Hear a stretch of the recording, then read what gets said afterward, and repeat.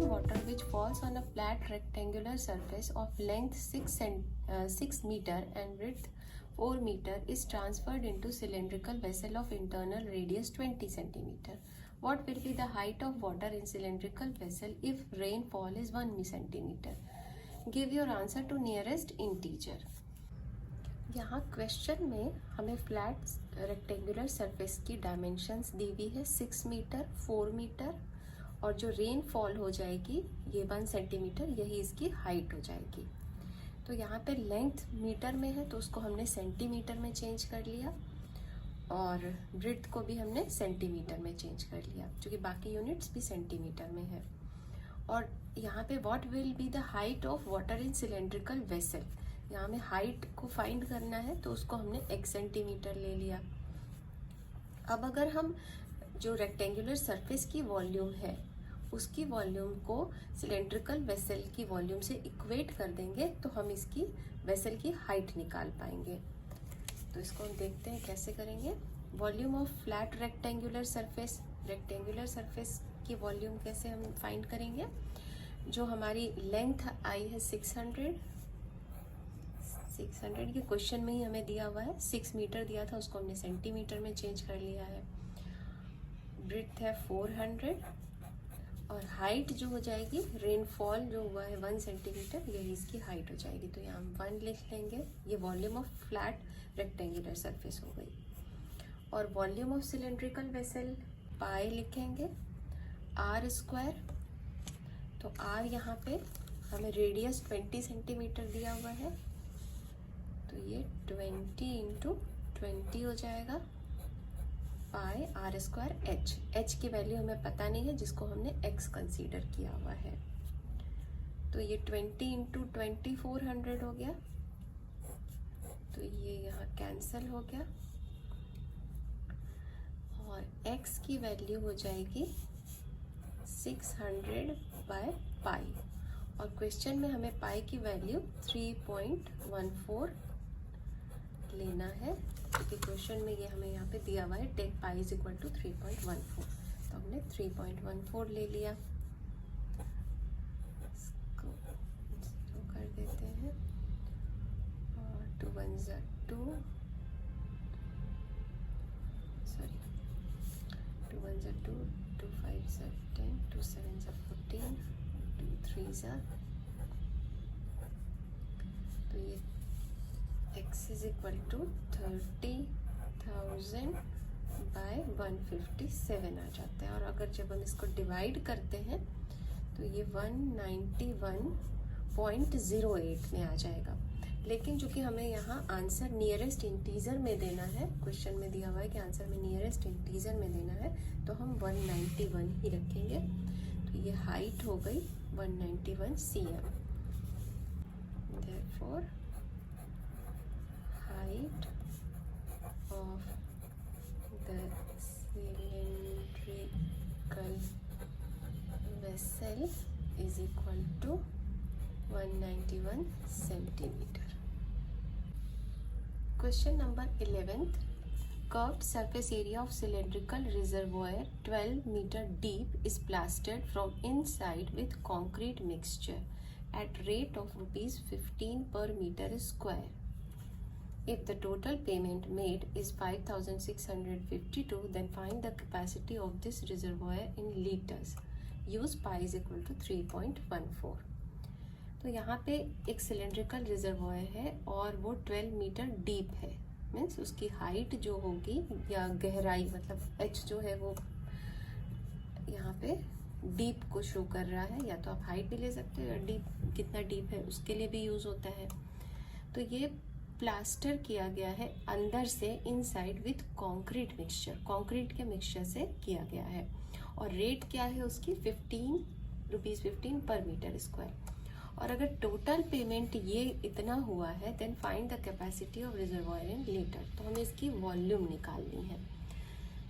तो जो total payment हुआ है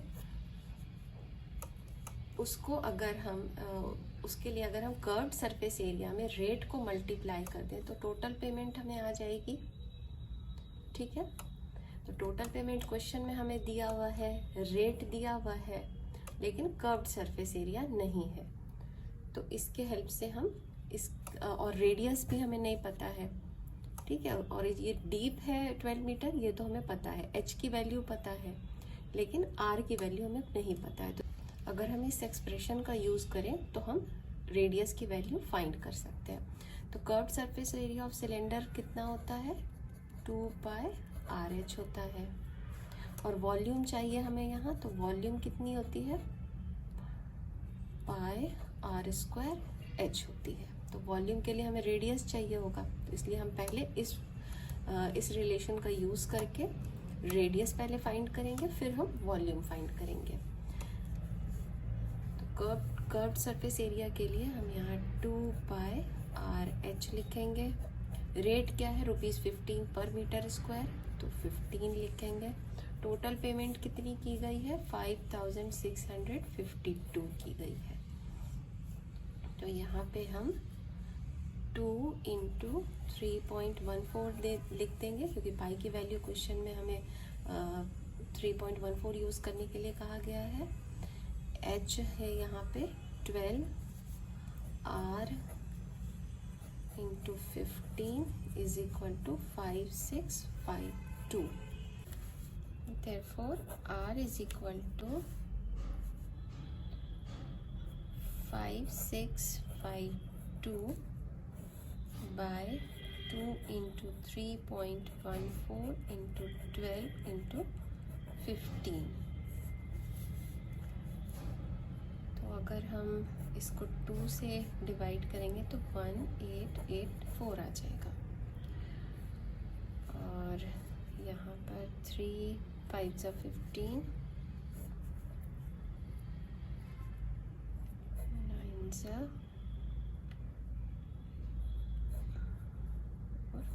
2 हो जाएगा।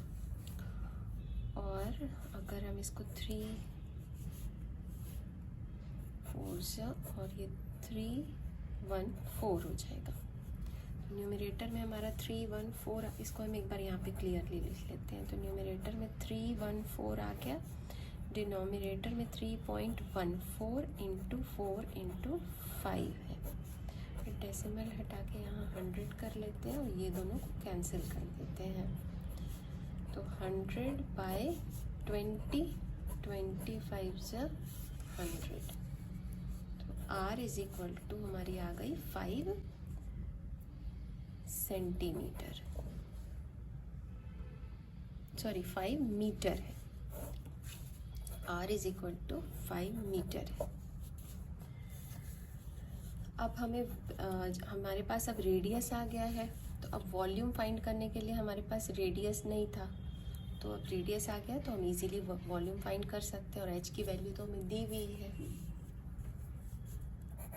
तो वॉल्यूम v = πr²h। पाई तो हमें 3.14 लेना है, r² 5 × 5 × 12, तो ये 100 हो जाएगा। 20 4 × 4 3 × तो 314 × 3 942 क्यूबिक मीटर हो गया। अब हमें पता है कि 1 क्यूबिक मीटर = 1000 लीटर होता है। तो हमें यहाँ वैल्यू लीटर्स में एक्सप्रेस करनी है। Find the capacity of this reservoir in litres. तो यहाँ हम लिखेंगे capacity of reservoir in liters = 942 × 1000 liter. So 942,000 liters. यही हमारा आंसर आ जाएगा। Question number 12. If the height and radius of a cone is tripled, then find the ratio of volume of new cone that of the original cone. इस question में हमें कहा जा रहा है कि अगर आप एक कोन ले लो जिसकी हाइट मान लो h है और रेडियस r है, और उस कोन की हाइट को भी ट्रिपल कर दो और रेडियस को भी ट्रिपल कर दो, तो जो न्यू कोन बनेगी उसकी और जो ओरिजिनल कोन थी उसकी, उन दोनों का हमें रेशियो निकालना है। तो ओरिजिनल कोन है, मान लो वॉल्यूम ऑफ कोन कितना होता है 1/3 पाई आर स्क्वायर एच, तो इसी को हम ओरिजिनल ले लेते हैं। और जो न्यू वॉल्यूम बनेगी तो उसमें हमें क्वेश्चन में क्या कहा जा रहा है, हाइट को भी आप ट्रिपल कर दो और रेडियस को भी ट्रिपल कर दो।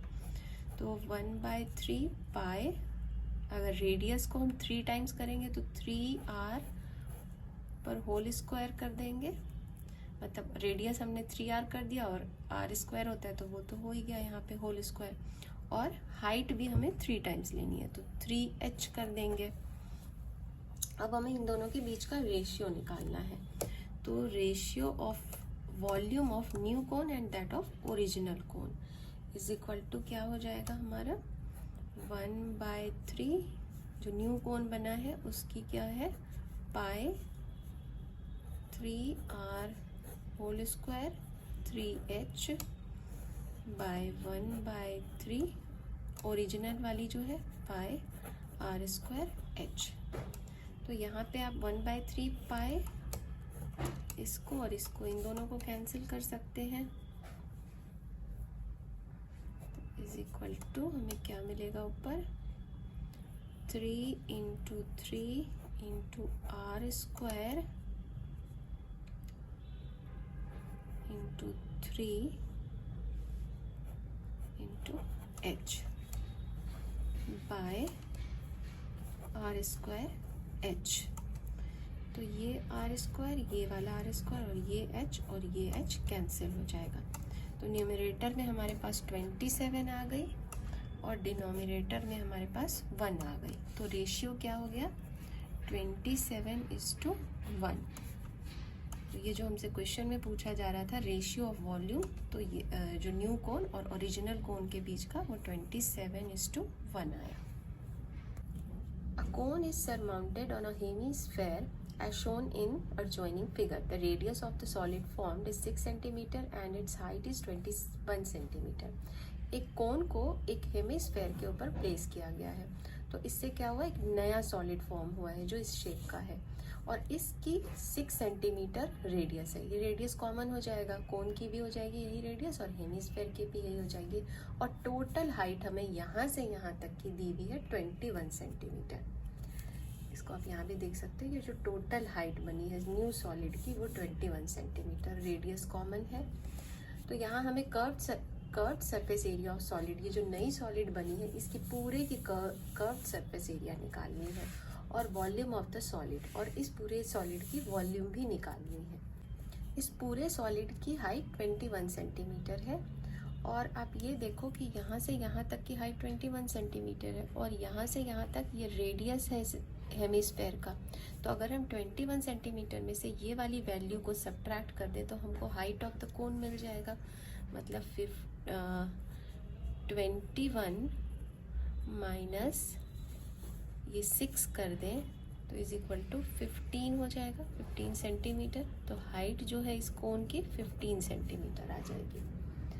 ठीक है, तो अब हमें सबसे पहले क्या करना है, कर्व्ड सरफेस एरिया इस पूरे सॉलिड का निकालना है। तो उसके लिए हम क्या करेंगे, इसकी कर्व्ड सरफेस एरिया और कोन की कर्व्ड सरफेस एरिया दोनों को अगर हम ऐड कर देंगे तो हमें इसकी इस पूरे की जो पूरा सॉलिड है उसकी कर्व्ड सरफेस एरिया मिल जाएगी। लेकिन इस जो कोन है इसकी हमें h तो मिल गई है, लेकिन हमें l भी चाहिए होगी। ठीक है, तो l निकालने के लिए हमारे पास क्या फॉर्मूला है,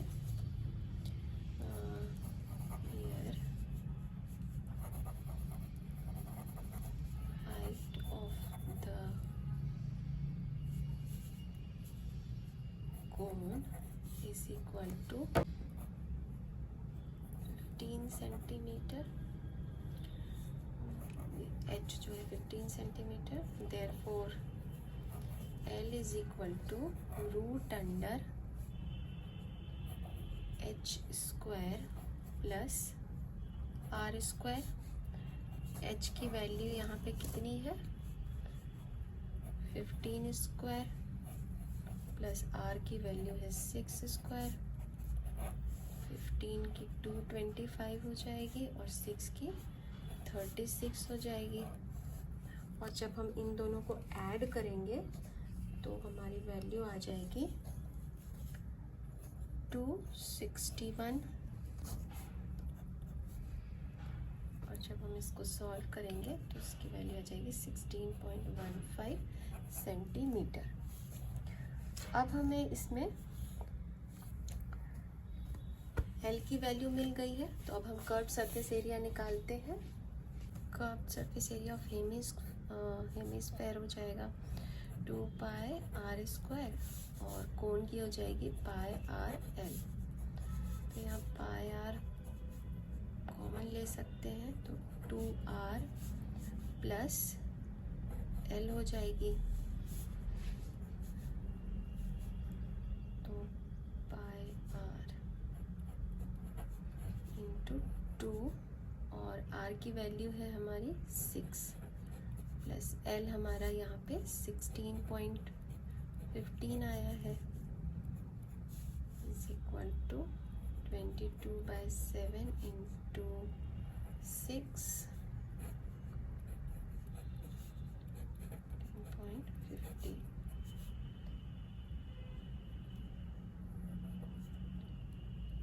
वन 32 हो जाएगा।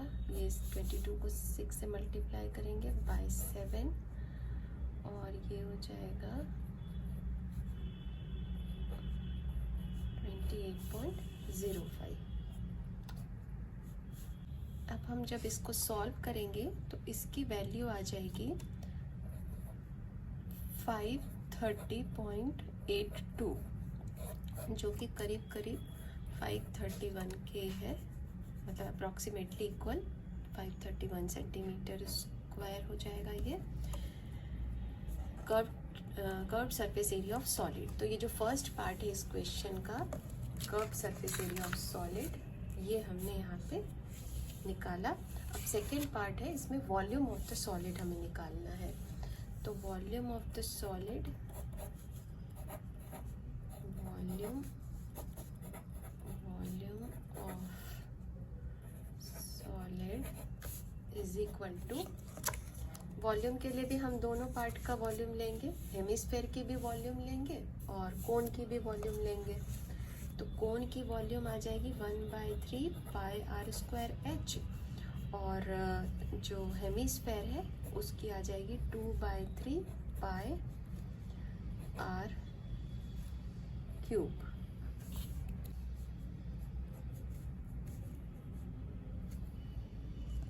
यहाँ पे हम सारी वैल्यूज पुट कर देंगे,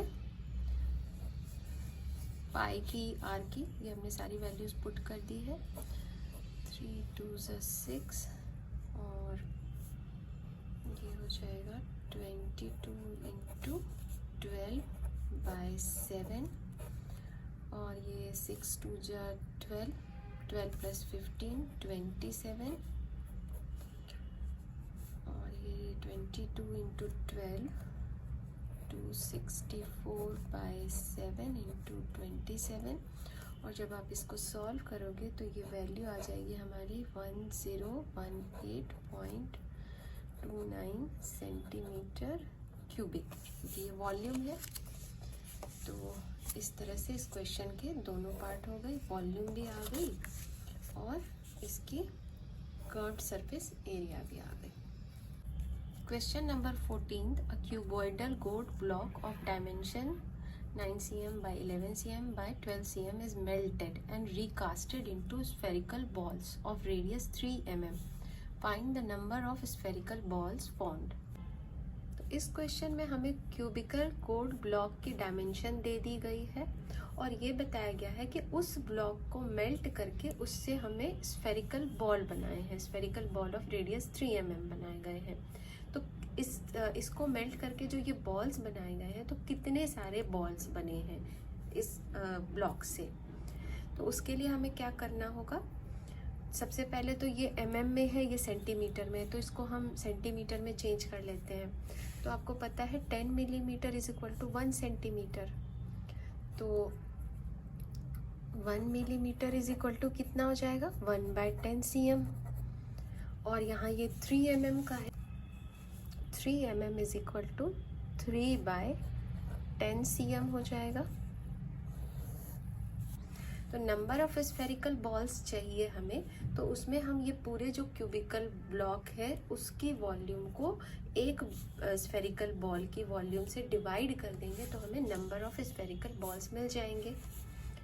तो number of spherical ball is equal to क्या हो गया, volume of cuboidal road block, और उसकी डायमेंशन हमें क्वेश्चन में दी हुई है।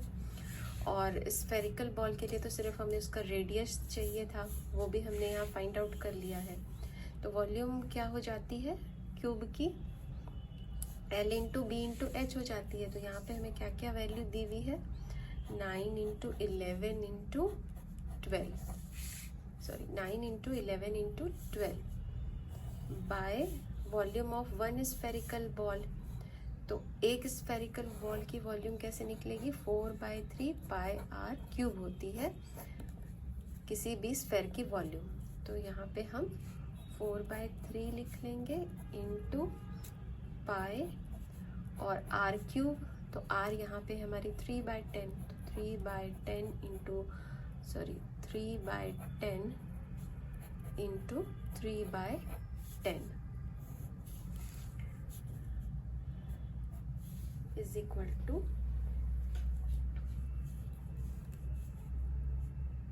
9 इंटू 11 इंटू 12 बाय 4 इंटू ये पाई के लिए 22 आ जाएगा, 22/7, और ये 3 हम ऊपर कर देते हैं, और इंटू ये 3 3 3, और ये जो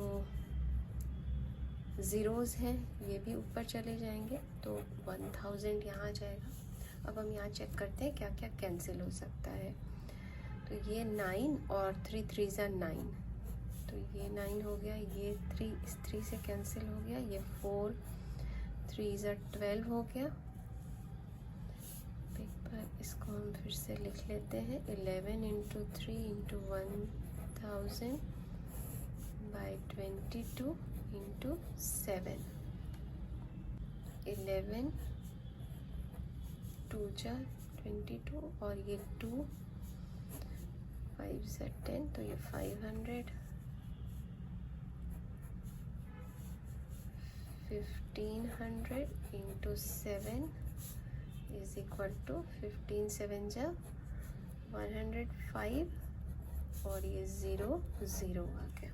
तो ये हमारे नंबर ऑफ बॉल्स आ गए, नंबर ऑफ स्फेरिकल बॉल्स आ गए।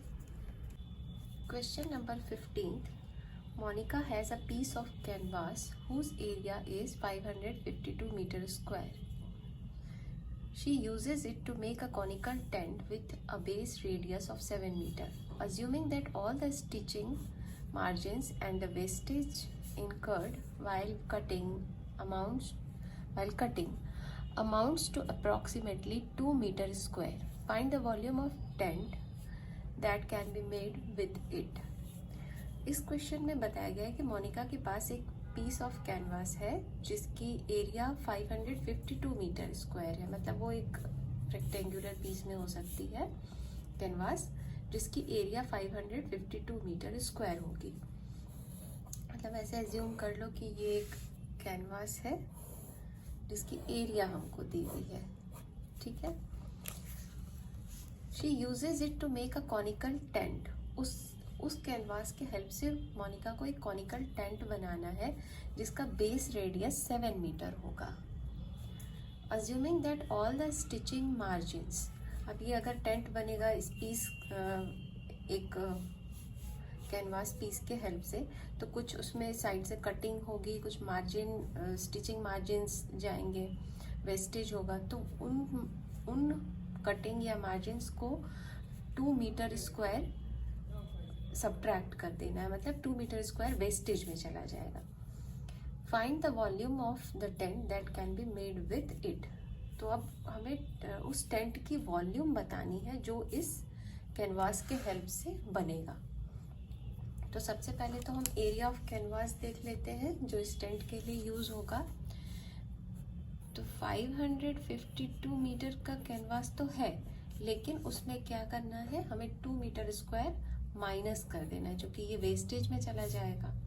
तो हमारे पास फाइनली बचेगा 550 मीटर स्क्वायर। इसी कैनवास का यूज करके हमें ये टेंट बनाना है। तो ये वाला एरिया जो है ये हमें यहाँ पे मिल गया है। तो इस एरिया को अब हमें किस में चेंज कर देना है, कॉनिकल, ये जो कोन के शेप में, टेंट का जो शेप है वो कोन है। तो curved surface area of tent is equal to क्या हो जाएगा, 550 मीटर स्क्वायर। और जो कर्व्ड सरफेस एरिया है टेंट की वो क्या होती है, pi are l is equal to 550। Pi की वैल्यू कितनी आ जाएगी, 22/7। आर हमें दे रखा है 7 और ये एल है। तो ये 7 और 7 कैंसिल हो जाएगा, 550। तो एल इज इक्वल टू 550/22 हो जाएगा। तो 11 2 22, 11 5 50, 0 25 मीटर आ गया। तो L की वैल्यू हमारे पास कितनी आ गई, 25 मीटर आ गई। यहाँ पर L की वैल्यू हमें 25 आई है, तो मतलब इस कॉनिकल टेंट की जो स्लांट हाइट है वो 25 मीटर हो गई। अब अगर हमें ये वाली वैल्यू पता है और रेडियस पता है तो हम ये H की वैल्यू निकाल सकते हैं। तो L square is equal to H square plus R square होता है। तो H square is equal to L square minus R square लिख सकते हैं। तो H is equal to root under L square minus R square.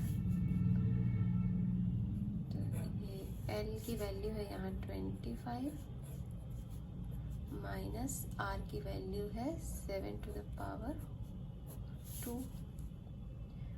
तो ये H हो जाएगा हमारा 625 minus 49 is equal to 576, that is 24. So H is equal to 24 metre आ गया। अब हमें H की वैल्यू भी पता चल गई, तो अब हमें इस टेंट की क्या निकालनी है, वॉल्यूम निकालनी है। और वॉल्यूम का क्या फॉर्मूला होता है, volume of cone 1/3 pi are square H। तो अब H की वैल्यू भी हमें पता चल गई है। तो volume of tent is equal to 1/3 pi are square H। 1/3 pi की वैल्यू 22/7, आर स्क्वायर 7 × 7 और H है 24। तो ये 7 7 कैंसिल हो गया, 3 8 24, 22 × 56 is equal to 1232 metre cubic. ये वॉल्यूम ऑफ टेंट आ गई। क्वेश्चन नंबर 16 में the volume of conical tent is 1232 cubic metre and area of base floor is 154 metre square. Calculate the radius of the floor, height of the tent, length of the canvas required to cover this conical tent if the width is 2 metre. ठीक है, तो सबसे पहले हम इसका first और second part देखते हैं। और क्वेश्चन में हमें क्या क्या इन्फॉर्मेशन दी हुई है, वॉल्यूम ऑफ टेंट दी हुई है। तो वॉल्यूम ऑफ कॉनिकल टेंट ये हो गई। एरिया ऑफ बेस फ्लोर, जो बेस फ्लोर है उसकी एरिया हमें दी हुई है 154 मीटर स्क्वायर। मतलब ये जो बेस फ्लोर है इसकी, इस कॉनिकल टेंट की, वो जो है 154 मीटर स्क्वायर है। तो बेस फ्लोर क्या होगा, एक सर्कुलर फॉर्म में रहता है तो उसका एरिया कितना होता है पाई आर स्क्वायर। तो मतलब pi are square is equal to 154 meter. तो यहाँ हम पाई की वैल्यू पुट करेंगे तो हमारा रेडियस आ जाएगा, radius of the floor easily यहाँ से आ जाएगा। फर्स्ट पार्ट यहाँ पे हम सॉल्व करेंगे। Area of base floor is equal to 154 metre square. तो एरिया ऑफ बेस फ्लोर कितना हो जाएगा पाई आर स्क्वायर 154। पाई की वैल्यू पुट करेंगे 22/7 R square equal to 154। So R square is equal to 154 into 7/22। 22 को 2 से डिवाइड करेंगे, 2 1 जा 2, 2 1 जा 2, 2 7 जा 14, 2 7 जा 14, 7 हो जाएगा। तो 7 into 7 r square is equal to 7 into 7। तो r is equal to root under 7 into 7 is equal to 7। r is equal to 7 meter. तो रेडियस ऑफ द फ्लोर हमें निकालना था, तो रेडियस हमारे पास r is equal to 7 meter आ गई। अब हमें हाइट ऑफ द टेंट चाहिए, इस टेंट की हाइट चाहिए, ठीक है। तो इस एरिया से हमने रेडियस इस टेंट की निकाल ली है। अब हमें हाइट चाहिए और क्वेश्चन में जो कि हमें वॉल्यूम दिया हुआ है तो हम वॉल्यूम वाले फॉर्मूला का यूज़ करते हैं। Volume of conical tent is equal to 1232, question में ही दी हुई है। तो वॉल्यूम ऑफ टेंट का फॉर्मूला हम जानते हैं 1/3 पाई आर स्क्वायर एच होता है, इतना क्यूबिक मीटर है। तो ये 1/3 into 22/7 into R 7 into 7 into H is equal to 1232।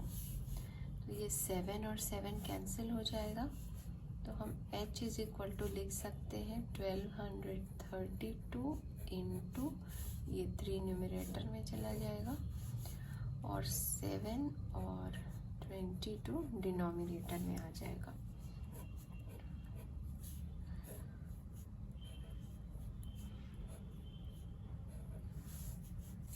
जब हम इसको यहाँ सॉल्व करेंगे तो H की वैल्यू फाइनली 24 मीटर आ जाएगी।